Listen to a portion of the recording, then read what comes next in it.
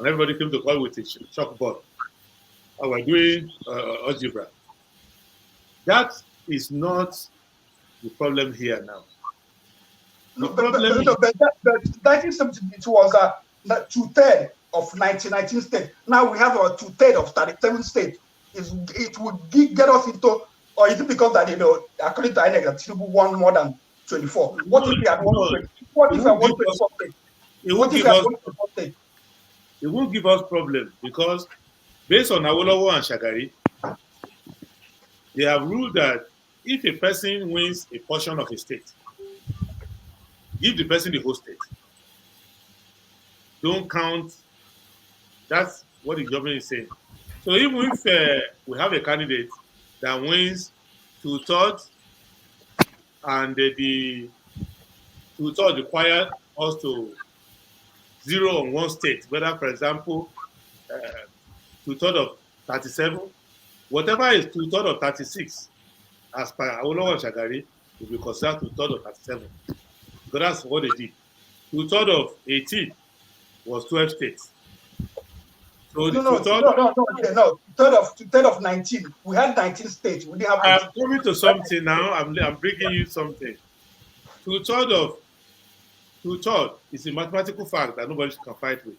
2/3 of 18 is 12. You agree with that? Yes. The Supreme Court made the 12 to because Shagari won a portion.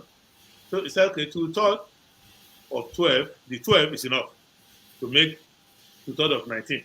That's what Supreme Court said. So if a person now comes and wins 2/3 of 36, that person will be considered by the law to have won 2/3 of 36 plus 1, 37. That's it. Based on precedent. So we don't have to struggle with that anymore.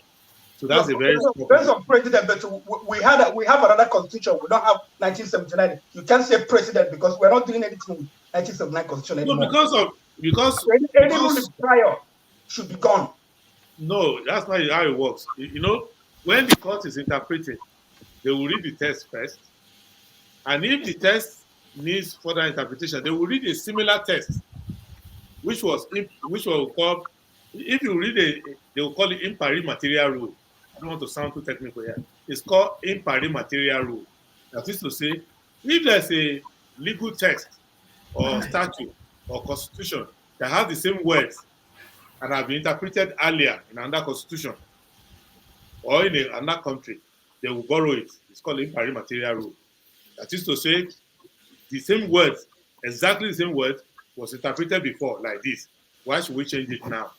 That's basically what we call the impari material rule. So I can understand one thing, which I want everybody to understand here. The right to disagree with the Supreme Court. If an Okada rider has the right, you can disagree with the Supreme Court. People have the right to disagree with any court. A fine wine tapper on top of a tree can disagree with all the judges of the Supreme Court. It's your right under the Constitution. But it will not change the law. But for us who are lawyers, we don't have as much right as an Okada rider. Because the Okada rider is just talking according to what his native doctor tells him. But me, I'm talking according to my training. So I may disagree or not agree. I have to find reason.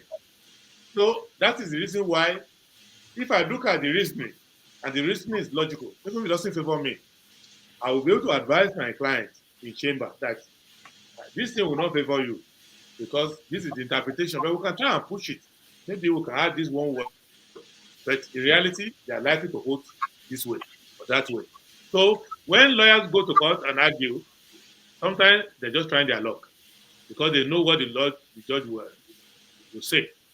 And some lawyers, some clients, if you tell them you're not likely to succeed, they might say, okay, don't do it at all.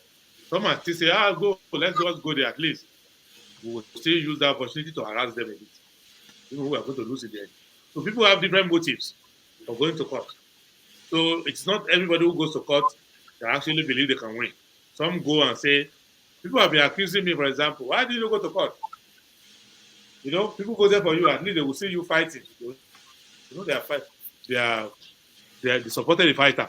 But if I'm a fighter that likes to win, if I'm already know that I'm going to lose in the court, why would I go and lose? So I rather use advocacy